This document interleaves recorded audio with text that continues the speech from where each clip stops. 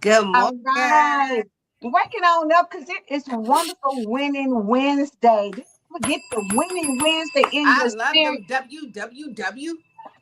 WW. www.winningwednesday.com. Yes, look me up on www. Winning Wednesday. All we do is win no matter what.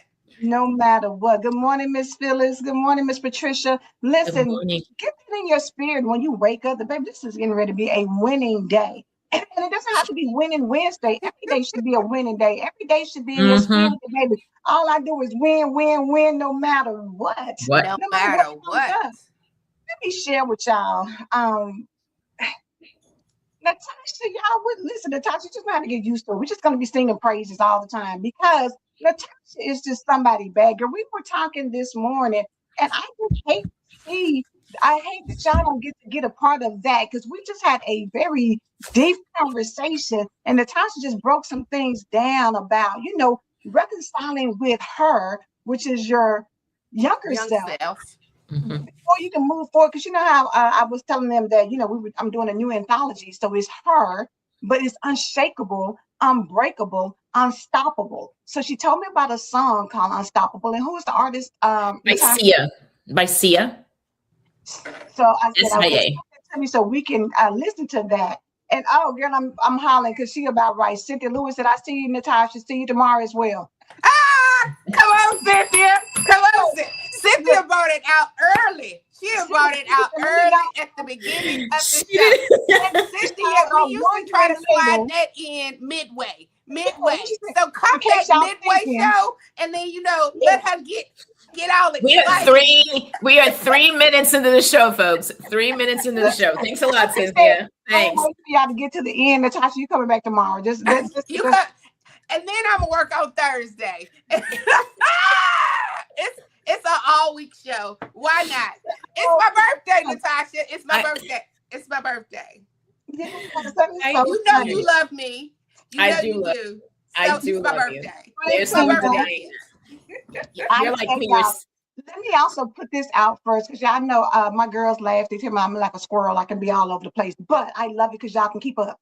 So let me say, I didn't say it yesterday. Reverend Pat is on sabbatical, so she's not here this week, and she won't be on her daily devotional this week. So y'all let her rest up and regroup and enjoy things, while she's off this week, and then she'll be back next week. So, and Cynthia came back with, no, it's all right. Ben said she will be here until Friday. She didn't know what she was getting herself into. She didn't know she was flying into home base. This is your home, Natashah. Welcome home. Talking about coming home to self, and now I'm truly home. Yes, and the Empowered Morning Show. Yes. But I want to jump back on what Angela was talking about. How Natashah was breaking them down. You got to go get that other, like that herd that you left way behind. That you said, you know what? I'm grown now. I'm a grown woman now. And well, that's another story. But I'm grown now. So you like what happened as a little girl? Hey, look, I'm not a little girl no more. I'm a grown woman. You know how you tell people, you're not going to talk to me like I'm a child. You're not going to talk to me. I'm a grown woman. You're not going to tell me what you're doing. And that little girl inside of you is saying, please, yes, talk to me. Like, yes. Hey,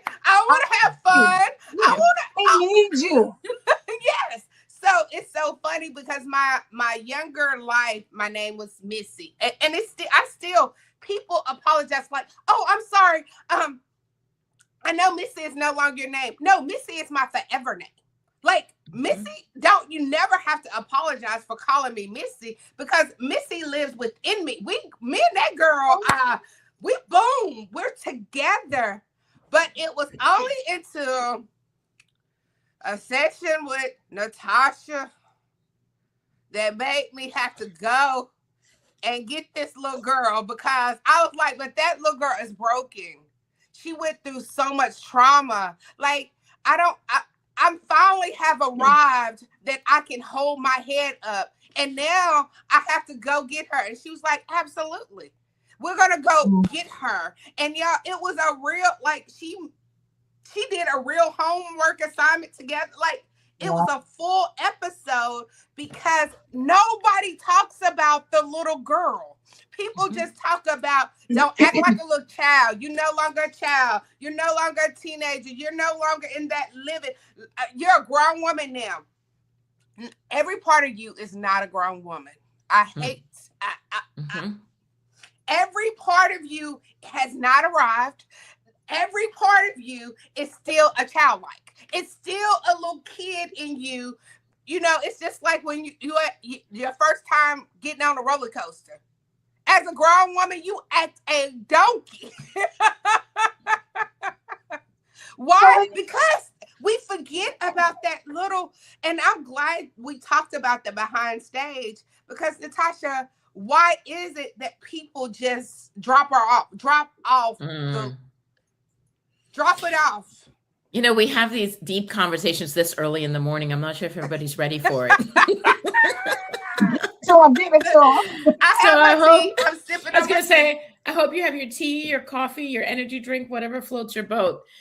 We forget about it because we want to forget the situation. Whatever it is we grew up in, whether that's chaos, dysfunction, trauma, we're like, okay, that was the past. I want to move on from that. What we're not realizing is that there's a younger version of us that is, and we talk about attachment styles, that is attached to that experience. So if you're walking away from the experience, then you are also walking away from that younger version of self.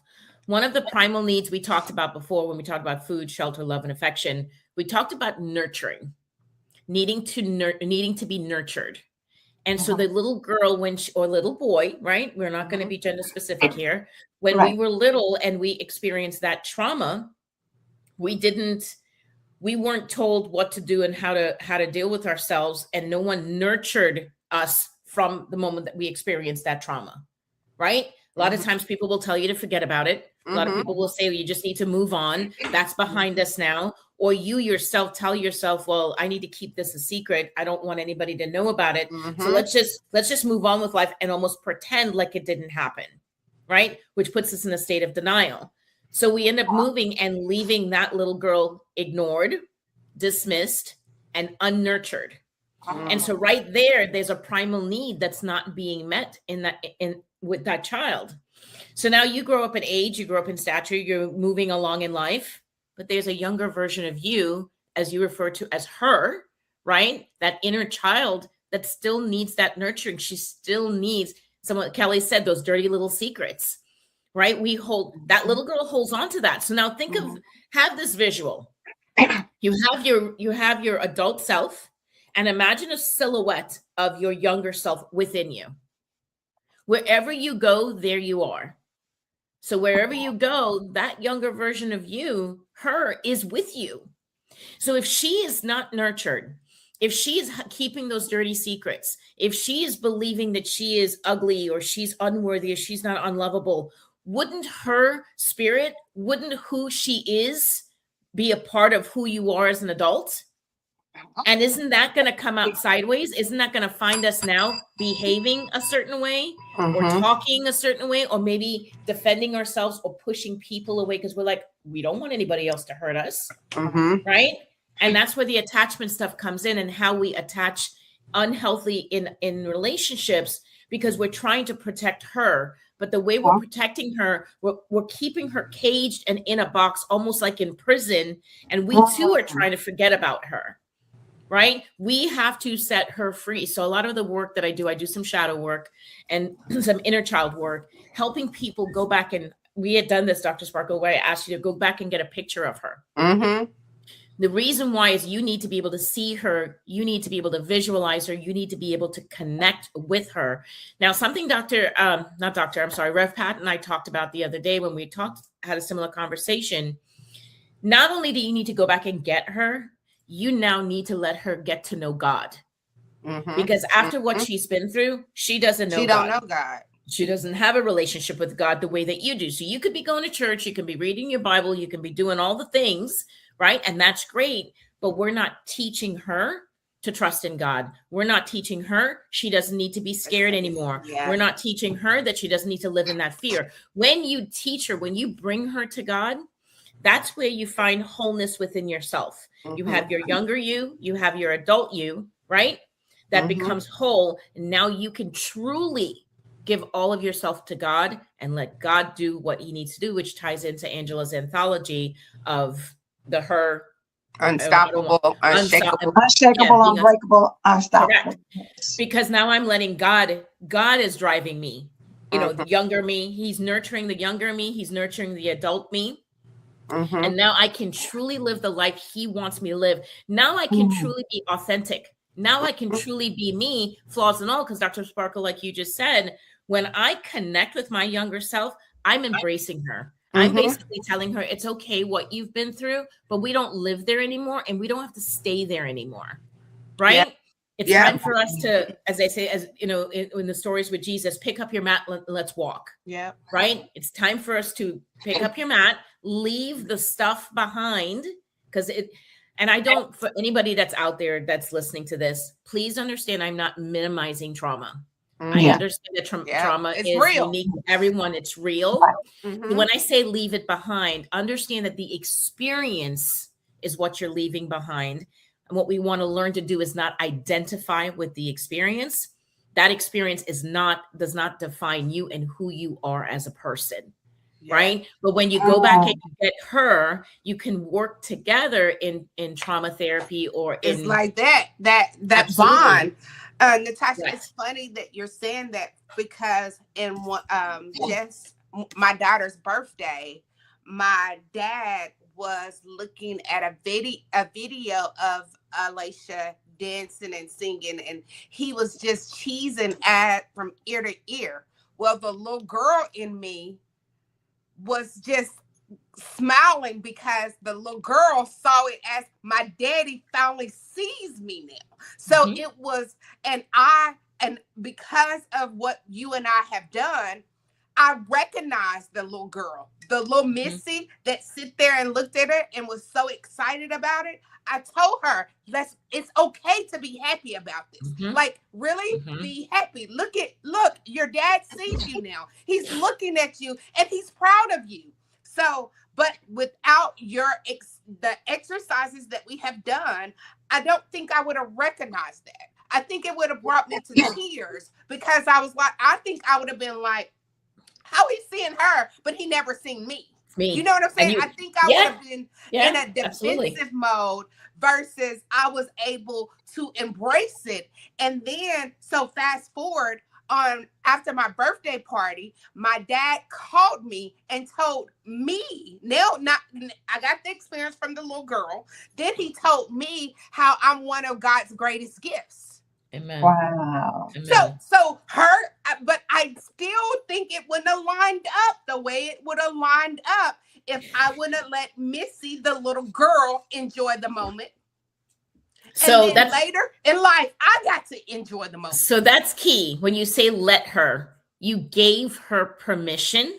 This is a huge word. A lot of us don't think we have a right to be happy because of what we've been through. Right? A lot of us don't believe that we are deserving of a good life and to have joy and to have peace in our lives.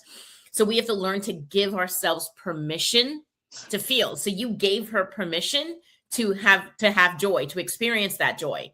Now you make a really valid point. So I want to make sure that everybody hears this, because you were able to connect with the little girl. Had you not, what you experienced with your dad and your daughter, that would have driven jealousy and resentment. And anybody that out there is going to tell me that, oh, I wouldn't be jealous of my daughter, you better think again. The younger version of you would have jealousy because she's seeing her dad nurture or love or give it to somebody else. And she's over here, the younger version of you going, well, what about me? Right? Wow. And so so she's going to get stuck in her feelings. And that is what's going to drive the behavior of being defensive. So when you talked about being defensive, our behaviors are driven by what's going on emotionally within us. So if I'm resentful or jealous, it's going to drive me to push you now away and be like, all right, so that's what you're going to do with her. Well, whatever, you know, that makes sense. I want to relation, Natasha, because, and I'm going to go back to what Sparkle said about the Missy feeling like, oh God, my daddy finally sees me, and it made her happy in that he was looking at something that her daughter was doing. But I'm going to say this, and Natasha, you correct me if I'm wrong, but we owe it to ourselves to heal the little girl inside of us that experience, whether it's rejection or any other form of trauma or drama, or whatever that was for you. But in healing yourself, you give the person who did not give you what you needed permission to heal as well. Exactly. Because think about it, her dad, who may have not been there and maybe in her mind abandoned her because he didn't show certain things, he didn't give her the validation she wanted at the time when she was little. So she grew up missing that piece of it and looking for it other places. But when she finally was able to go and get healed, get that little girl, her actions towards him were no longer defensive and no longer like, you are correct. For the banana in the wow. So the reason as an adult, but now go ahead. So what you're talking about there is forgiveness. It's forgiveness of self. So a lot of people think that when they're forgiving a situation, they have to forgive external of themselves. What you're describing is Dr. Sparkle forgave herself. She forgave that little girl, right? She released herself of the guilt, the shame, the rejection, the abandonment, all the feelings that she was carrying. And by releasing that, she created space to allow her father to be a part of her daughter's life. And so there was a natural forgiveness that unfolded there without her ever having to go to her dad and say, I forgive you, because he's probably going to look at her and be like, what are you forgive me for? We've tried that one. And it's the forgiveness in the behavior. You know what I'm saying? It's the forgiveness in the behavior, because if somebody comes to you or you go to somebody and every time y'all are together, it's a tense environment. You looking at me side-eye. I ask you a question, you being snappy. Then my natural tendency is to protect myself as well, even if I'm the culprit of the behavior or I'm the instigator of the behavior that you're doing. I'm going to pull back too, because you're not going to just talk to me crazy and look at me. You know, I don't have to be here for that. Yeah. But when you can get hold in yourself, then what you give off is not a threatening behavior. So now I feel comfortable coming around you because I don't have to feel like the odd person out and you giving out, Angela, you giving out Christmas presents and I'm in the room looking like, so this is what because if this is how you're going to treat me. So this is why identifying your emotions and regulating your emotions is important, because what you're now talking about, so you're talking about a lot of things here, by the way, you're unpacking a lot of stuff, right? So much. It's important for us to bring her out of those past situations. Then we need to forgive. We need to give her permission to feel. Then we need to forgive ourselves. Forgiving self doesn't mean that we're trying to reconcile with the person, place, or thing. It simply means that I am making a personal choice to no longer hold on to those emotions, right? I'm releasing myself of the guilt, the shame, the rejection, whatever. And what Angela's saying is that when I give myself permission to let go of that emotion, my behavior changes. If nothing else today, I want the audience to remember emotions drive behaviors. So if you're watching someone demonstrating unhealthy behaviors, don't get so hyper-focused on their behaving badly or poorly. Recognize that there's something emotional that's going on with them. That makes sense. And you might want to just hand them a feelings wheel, you know, because that's there's those little, you could go online and print a little feelings wheel that tells you what your feelings, because There's a lot of people out there that don't know how to identify their feelings. All they know is happy, sad, glad, and mad. Yeah. And it's the so new one's many other anxious. things in between it. Correct. So but it comes back from early childhood, us not being able to have the opportunity to talk about what we were feeling and being able to put words to that so that we can understand what we're feeling. So emotional regulation is a huge thing. That's one of the reasons why we go to therapy, is so that we can learn healthy coping skills on how to A, identify the emotion, B, how to learn on how to deal with the emotion. So like Angela, you're saying, we can change the behavior. So, and then one other step is the emotion that we carry, that we hold on to, is tied to a belief system, right?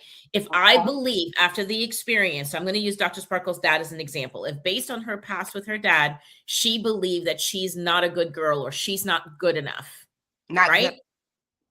That belief system then drives feelings of maybe guilt, maybe shame, maybe feelings of unworthiness and rejection, right? At the bottom of that is a little girl that is sad and a little girl that's hurt. So think about all of her life. She's carrying all of those emotions. What does that do to that person? And if every emotion represented a brick, right?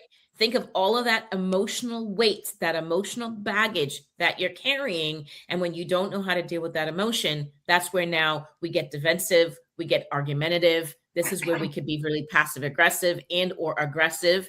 Or in some cases, some people get passive, meaning we just bite our tongues, we sit in silence, we suffer in silence, and we say nothing. Which is destructive as well, because you are supposed to release emotions in a healthy way. That's how I was saying about crying. I Look feel at like I'm that not gonna cry. wheel. Like, look at that wheel, that feeling wheel. Look how, like, it's full. It's not like the color wheel. Baby, The color wheel. we're healing for real this time because we're tapping into getting so down into nuances. Natasha, I want you to go to Cynthia's question because I think it's really important for people to see both sides of it. Cynthia says, so what happens if you had a good childhood but started feeling some of these feelings after being married and divorced? So I'm going to challenge you live on the air. I'm going to challenge you. People say they have a good childhood. It would require me to really assess your childhood. I believe that if your primal needs are not met in childhood, it plays a huge part in how we handle relationships or the type of relationships that we attract. So if we're getting into a situation where we are in an unhealthy relationship or we're staying longer in a relationship more than we need to, that didn't happen in that relationship. That's rooted in the relationships you formulated when you were younger. So I know I'm probably going to make a lot of people angry this morning because a lot of people like to believe, well, I came from a good childhood. And I don't think it's a matter of good or bad. No. Right? I didn't come from a bad childhood. I came from an environment where my primal needs were not met sufficiently. There's a huge difference between what I just said and someone sort of seeing it black or white. Right? And I don't believe that it's black or white because there were certain parts of my childhood that I loved. There were certain parts of my childhood that was great. Yeah, me too. But there were also parts of my childhood that I wish I had never been born and had to experience. Right? So I just want to challenge you to not look at it as good or bad, because I think when I speak, we hear like, oh, well, that's not me. That's not me. And that's not me. Right. Go back to primal needs. Your primal needs as a child are food, shelter. We need love. We need affection. We need to be nurtured. We need to feel emotional and emotional safety, physical safety, emotional protection, physical protection. Were those needs met sufficiently? And then we can talk about why it is you then got into the relationship you did into adulthood. But we need to really reevaluate that first. Natasha, I think one of the good things that you're saying, you're pulling this out, but what we forget is whether you're going to say it was good or a bad childhood, you were still raised by humans. So because you was raised by humans that was not completely healed, like I believe I gave my daughter a great childhood, but it's still places that I missed because I wasn't raised with my dad. My mom, I went to multiple homes. So yes. I think people just like, and I'm not trying to say people, like you said, are good or bad, but we have to remember you're raised by human beings. And we're You're flawed. not with flaws. And then they was raised by human. Then they was raised by human. So nobody can get it all right. Correct. Absolutely. No way Correct. that you can They're say it. dealing with their own child. They're dealing with their own. My They're pregnancy wasn't a planned pregnancy. I didn't plan that pregnancy. So I was broken in a million places. When I got pregnant, Natashah, I didn't want her. I didn't want to be pregnant. I had already made up in my mind I was never having kids. Ever. Because how does that translate in vitro? If you're saying, "Oh my God, I'm pregnant. I can't believe I'm pregnant, and I don't want to be pregnant," and oh my God, and so the baby that is developing is having to also deal with the endorphins and the hormones and things that are traveling around. Mess her up in the womb. I mean, like, you know what? Because you don't really know, because the baby is building, is being nurtured from everything that is happening inside of you. Whether you're eating good, if you're crying all the time, if you're, what I'm saying, angry all the time, whatever that is, you have released some things inside. They're absorbing it into the baby's. So now you're talking about generational trauma being passed down. That's why Natashah's coming back the rest of the week. That's why. We're not even gonna finish. Listen, you guys are setting it up and you're allowing me to hit it out of the park, because Angela, you are touching on something that a lot of people don't even think about. And for all our mothers that are out there, or for anybody that's currently pregnant, you have to remove this concept of needing to blame somebody. This conversation is not to blame. This is not, because I've had a lot of conversations where mothers say, well, it's my fault. It's nobody's fault. No. Right? Ooh. If you don't know yourself, and so I'm going to use Angela's example, where if you're depressed, if you are struggling emotionally and mentally, a child absorbs a lot of you, right? That's why you have to drink extra water. You have to eat extra food. You have to do everything extra, because the child is operating inside of you and full occupancy. There's no vacancy there's no room for anybody else, unless there's maybe a potential twin. And even the twin has a hard time, and the other one has a hard time in there, right? So you have this child that's taking up all of what's going on with you. So what's really going on with you? And so Dr. Sparkle, you make a great point. There can be a degree of trauma in vitro, in utero, right? Again, this isn't to blame anybody. It's the same thing when the umbilical cord is cut. There is a degree of trauma that happens there. That child has been attached to that mother for 9 months. That does something to somebody, right? Yes. When you cut that, a lot to deal with. Correct. So whether you prepare for it or not, because when you are pregnant, there are needs emotionally that you want to have. You want somebody, as you're nurturing this baby, you also want somebody to nurture you, because your hormones are all over the place. You know what to expect. Most mothers are nervous, especially first time, because you're like, what am I supposed to do with this baby? And what if I'm not a good. So you're constantly worried. What if anything happens? You feel any kind of ache or pain. You're like, oh God, I hope I don't lose this baby.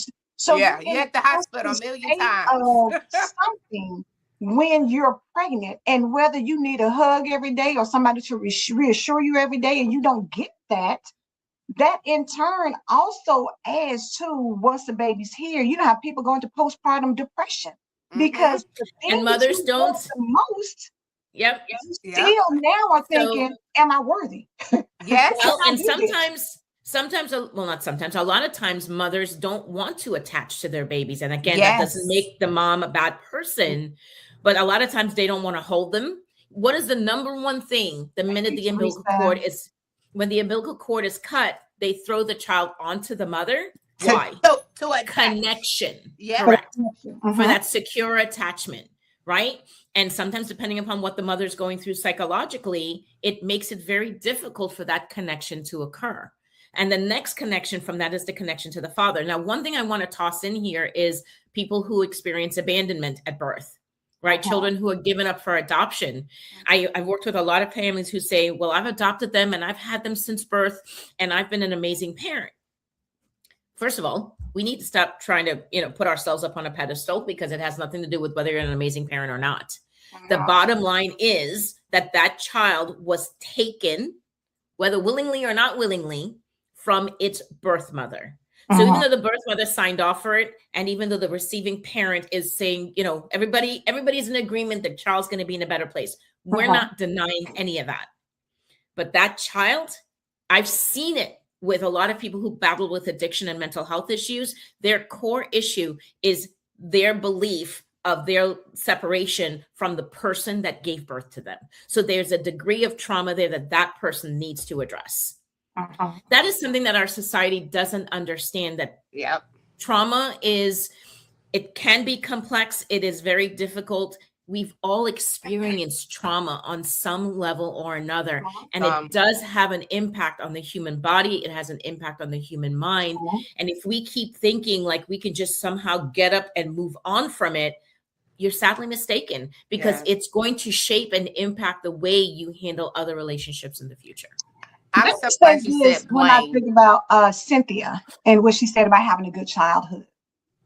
Sometimes in childhood, there's isolated incidences that determine everything else that happens with you. So even though, and then as children, we have the unique ability to push down whatever. Oh yeah, we sit it down. You just be seen and not heard. So I'm gonna say I'll share my experience, and I never really have unpacked it, but I do kind of sort of feel like it has bled into a lot of other things.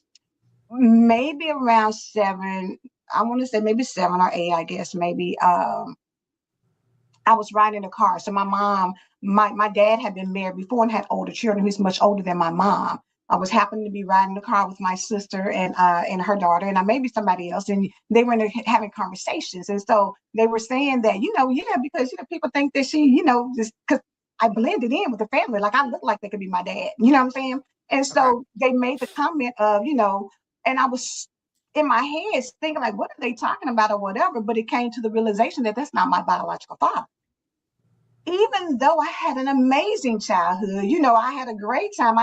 But I do realize that because that sticks out to me. I didn't say anything because I didn't feel like I was a child. What was I going to, do that? But that shifted how I related in my family. So when my brother and sister were born, I always felt like, okay, that's their dad.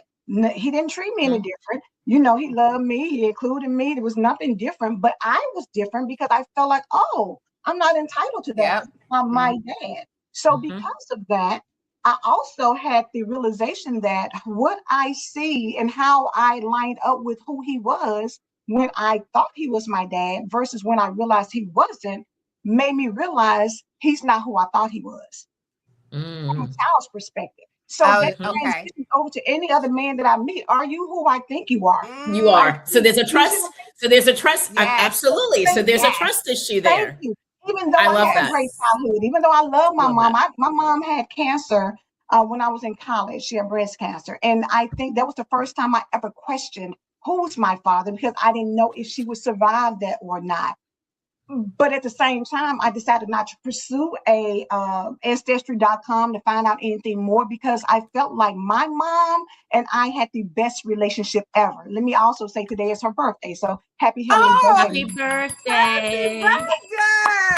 With that being said, because of our relationship, I felt like if it was important enough for me to know, she would have told me. So I operate, even though I've had, family to say, you should find out, you should do this. Because I had a great relationship with my mom, I never wanted to break that trust. I felt like she should know best. And so I left it alone. But in the midst of that, from that one childhood incident that Cynthia had a great childhood, but that one thing has shifted and clouded how I operate, how I do, how I see things. And that changes. So like I said, trauma is either one single event or a series of events. Now that ties into our attachment styles. And I know we will run out of time again today, and I'll have to come back tomorrow. It doesn't I stop. hear you. I hear you, God. I hear you. So And what God you're is talking at the same time, right? Giving me a mini therapy session because it's not something, to be honest with you, it's probably some people who are looking at it and be like, what? That wasn't Yeah. your mom? And the way you operate, the way you carry yourself, That really what? not a lot of people even well, know that. you shifted from having a secure attachment with this man to now an insecure attachment because now as a child, not understanding what happened to your first dad and now happening to this dad or why your dad's not in the picture. Now it raises questions and it's that lack Correct. of understanding. It's that not communicating with our children because we think children are children. They just don't know any better. I beg to differ. Children know a lot and absorb a And lot. they memory. Probably wasn't And even thinking it I was stayed in listening. her head for Correct. Yes. And like Angela just said, Because they the think we're not reality listening. is, I'm in the back seat probably reading a book because I love reading books all the time. And so they probably think I wasn't even just paying nerd attention. all your life. But I heard that goes to show you that kids hear things Yes. and they process it from where they are in their small brain. Correct. You choose what Correct. you believe, whether it's accurate or inaccurate. So that's the thing that we have to understand, that sometimes the childhood you may get information that may not even be true. You know how sometimes you think, like sometimes you hear stories and somebody says, well, your daddy was never around or whatever. Your dad may say, I wanted to be around, but your mother wouldn't let me. You don't know And the backstory you don't of know. situations. And so you have, but you form your opinion, and your opinion is the foundation for anything else that happens after that point. So 100% because the perception that you're talking about, you said something earlier that I want to just make sure the audience hears. But based on the age that you are and how your brain is developed is going to determine how you interpret what Angela is saying, right? So I watched both my girls, they were 8 and 11 through our divorce. My 11-year-old had a better understanding of why mommy and daddy were separating. My 8-year-old, she wholeheartedly believed that if she didn't come into this world, that her mother and father would have still been alive. Oh, correct. Because that most hit her children internalize. Most children. I was telling my husband that the other day, we were looking at something. I was like, do you realize that the average child feels responsible for their parents not being together? Yeah. You know why? It's your fault. You know why? Prior to the age of 12, between the age of 7 and 12, children go through a developmental stage of self-centeredness. We all, so that's where we personalize everything. Prior to that, we don't really personalize much. Between 7 and 12, it's developmental. So if what you're experiencing happens typically before the age of 12, you are stuck in that self-centered state of believing that everything is about you. Yeah. Yeah. Well, that makes sense too, Natashah, because now I can talk about all the incidents that has happened in my life. And one of them that I was telling my daughter just a few months ago about me being molested. Well, how she tied to it was, wow, that's why you were so protective. That's why I couldn't spend a night with people. That's why if I'm over my grandmama's house and men come, she was like, I never understood why my mom is like so on me. I haven't did anything. I'm not messing with any guys, but she's just so possessive over things. She was like, that makes sense now. And she's 26 years old. She just now tied to why something when she was 10 made sense. Well, in my book, I talk about that with my mom. I didn't learn until I got sober and learned in my 30s that part of the abuse that I endured wasn't intentional. And that's why I don't hate my mother. I'm not mad at my mother. My mother came from her own degree of trauma in her life that is unresolved. Thank you. Natashah, it's great. What I've read so far is amazing. I have to. My journey, understanding the disease of addiction. Get this, it's on Amazon. Get it, because as we're talking, as Natashah is giving us her expertise, it makes sense, and you hopefully will probably see some things or have some questions, and hopefully, as God has blessed us to have Natashah on the show, we can deal with some things, because there's so many things from what I said to what Dr. Sparkler said to what Paula has said right here. I used to tell my brothers and sisters, that's my dad and not your dad. And you know how mean, like she was telling her truth though. That was the That was truth. her truth. That was her Sometimes your dad. truth comes off as being a mean girl, or somebody says, whatever, but that's because you're dealing with your own emotions Yeah. of certain things, and we have to unpack so much because how we are now is a direct result of all the things that have happened to you Amen. and how you Amen. have been emotionally attached to it. So sometimes you may feel like, oh, I grew up great. We did this, that, and the other, but it's no different than people sitting in the church and everybody getting this different messages. You all hear the same pastor, but you don't all tap into the same message. So you can have 10 siblings. Facts. None of you have the same parents, but none of you have the same Same experience. experience. Mm-hmm. That Because is you were the, different, you were different ages, and so how Mhm. you perceive the experience is unique to you.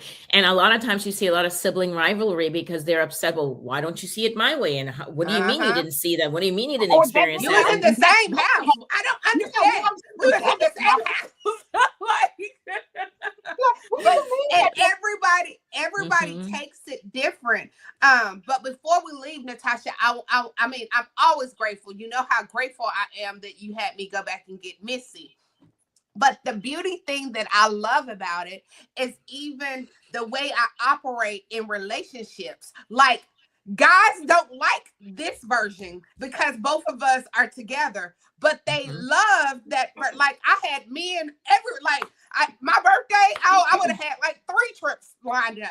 So think about that really quickly. And I know we have to wrap up. So before you brought Missy back into your life, there's the adult version of you, and there's an empty space right there, and that is where men, work, money, food, sex, drugs fills our lives. Right? When we go back to get that younger version of ourselves for both men and women, there's no room. We don't need, and this isn't to sound cocky or arrogant, this is not to hurt anybody's feelings, but if you are mature in your journey, you will understand I don't need things external of me to make me whole, because I brought her Ooh. with me and I walk with God, and God makes me whole. That's the difference. So now I no longer seek validation from other people. Wait a Girl, minute, Sparkle. Let her say that again, Natasha, because yes. it's the power. When I say it about the anthology, it's her unshakable, unbreakable, unstoppable. It's because that gap has been closed, Mhm. and now you can move forward without needing anything or allowing Anything anything to external. separate you from God. Because in order to feel whole growing up, again, we don't reconnect with our younger selves. We are constantly trying to fill that void. So this is us, and there's a void. And a Mm-hmm. lot of people will go to church, but they're not really, and I'm sorry if I'm going to offend some people here this morning. We may go to a church, or we would go wherever we go to listen to the word, but we don't allow our cup to be filled in such a way where God can make us whole. So we are still we're still of the world and seeking drugs, food, sex, money, work, you name it, gambling, whatever it is, right? We're seeking that for internal validation, right? But when you bring her back into the mix, we don't have room for the other stuff. And when we work on healing her and nurturing her, I no longer need, so Dr. Sparkle, you were talking earlier, you no longer need men to know your worth. You've come together and you know your worth on your own. That's what my program is trying to teach women. It's teaching you that you don't have to be a slave to the things outside of yourself to make yourself know who you are or to feel better about yourself. When you do that internal work, everything around you doesn't have free access. Everything around you gets to be determined by you of what you want to give access to and what you want to deny access to. Right? And at the end of the day, when you have God at the center of you and leading your life, you become untouchable and unstoppable. But when I tell That y'all, now when I say this, whoo, Natasha, come Natasha ain't came through again. let me back And up. we still And we didn't talk still about not, attachment styles. still not. That's why come on back. Listen, Paula said a lot of men like the broken little girl instead of the healed woman because the Well, There's a broken reason because little for they're girl that. can be broken manipulated. too. The They're broken Because little it's broken a girl little can too. boy. be manipulated by the It's a broken little little boy. boy. Yeah, the broken little girl Absolutely. can be manipulated by the broken little boy. And then Yes. Kelly said, I love these conversations. Wait a minute. Can I get it? Okay, there you go. I love these conversations. It helps in so many ways. Here, I don't have to hide my past, but I can heal from it. Mm. Amen. And we Amen. get ready to give you more Amen. places to heal because we are like, I'm not sitting on this any longer. We need to give you all to the Yes, Tamika. like the second week in February to get Natashah's book. Once, like, because we're gonna do, first of all, she comes on here free, okay? So the least we can do, the least that we can do is get her book. Good job, Once we Tamika. get her book, then we can come together collectively and let's get this healed real. Let's get healed for real this time. Let's get Like, I healed think for real. 2026 is all about, like, no, I'm gonna do it for real this time. I'm not gonna patty cake with it. Once she puts the Amazon on there, then we got to work on Natashah later about the other part of the book club. but for right now, make it your business. Yes, you might have to wait till Friday, Sunday, Monday. I'm just saying by Valentine's Day, please have your book so that we can move forward to the next area of our lives. I promise you, I just have a little toast of her and I am a total different woman. Imagine if we touch other places that the little girl is still saying, you still remember when you were sitting on the porch crying and hoping your dad come and he never arrived. So I just had to throw it out. Everybody, please make a commitment to get the book. So the name of the Because book, by the way, I'm we're working. doing a book club and Yes. starting with Natashah's book, With my so book. that we can all break down some things that we need to So heal from. So the name of the book is called Getting to the Root of It. Amazon messed things up and highlighted my journey. So we're actually with the publishers right now working on fixing that. So when you go, so Angela can, I was like, oh, yo, no, it's Getting beautiful. to the Root of It.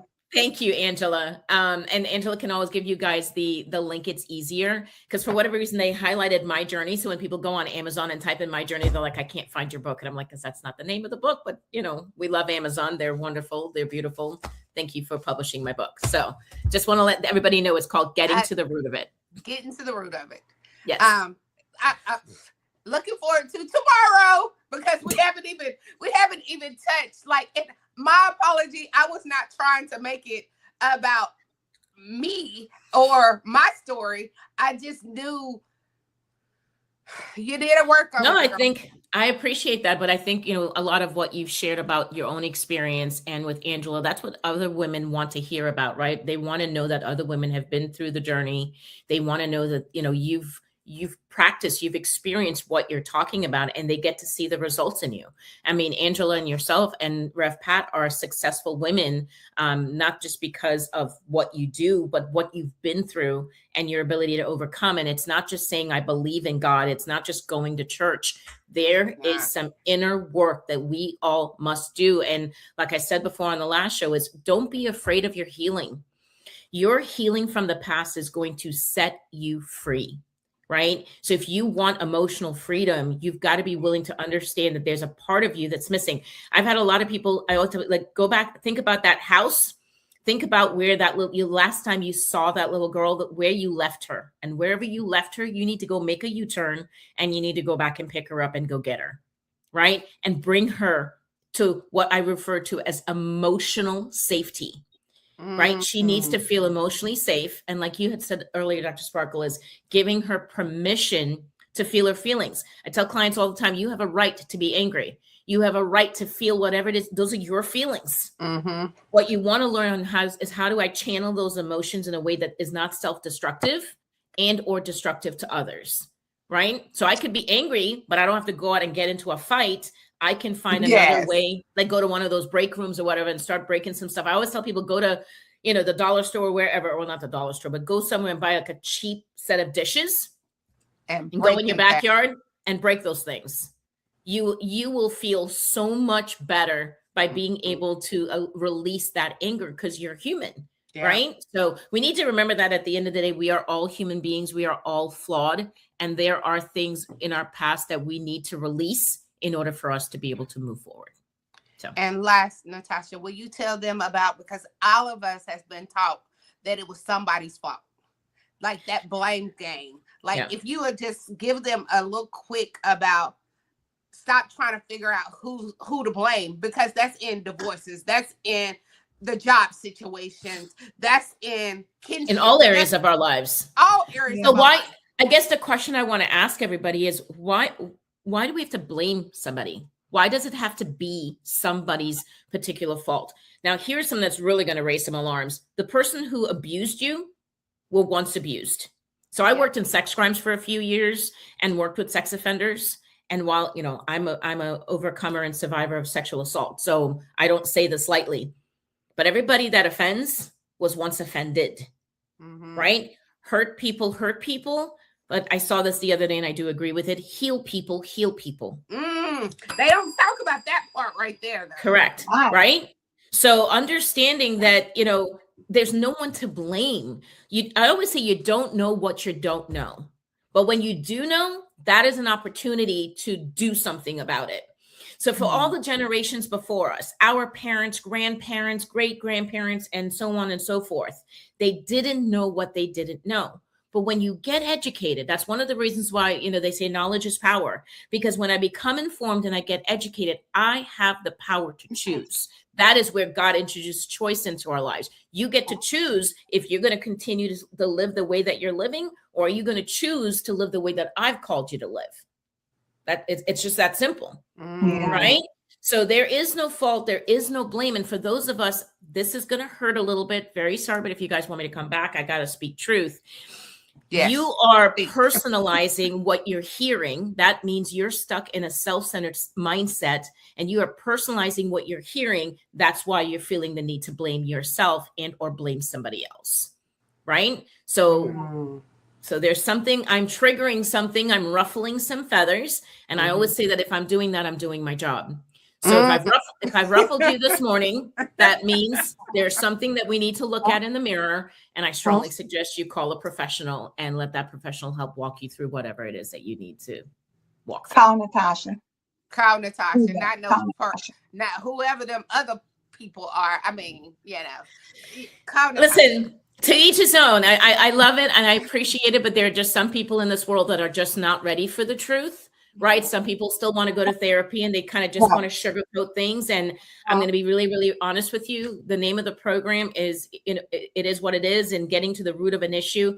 I want you to be healed. I want you to be released from your past so you can truly live life. And if you're not ready, then you can go see someone who is willing to do the surface work with you. And when you're ready to do the deep work, call me. That's how you ended Natashah. If you want all that patty caking, go to somebody else. And then when you realize that patty caking is not working, then come and get to the root of it and let's talk. Hey, let me give you an analogy. It is like baking a cake and you put all the ingredients together, right? And you stir it up, you pour it in the pan, you put it in the oven. You've done the part. They told you how to put it together to make the cake, but if you don't cut the oven on, ain't nothing happening. You gotta have heat in order for the cake to cook and rise and bake, right? I have officially rubbed off on you, Angela, because I would have said that. Great analogy. That's going to be stuck in my head. Don't forget to turn the oven on. Don't forget to turn. And it's the same way. You put it together, but you're not going to get a cake just because you mix the ingredients together and put it in the oven. That has to be turned on for that heat to put it all together in order for you to get the end result, which is a fully baked, delicious cake. Period. And or you can leave it in there forever, and now you have a burnt, dry, no good cake. So we want the cake to taste good. We want the icing. We want the sprinkles. We want it to rise to the top. So what I'm saying is we want a balance. We want to be healed. Balance is healed. So balance we will see you tomorrow, Natashah. Natashah is back with us tomorrow. It sounds like a Thursday show. And then go ahead on Thursday when y'all go to bed tonight. Just be like, Lord, Thank you for bringing Natashah back on Friday. Thank you. Thank you.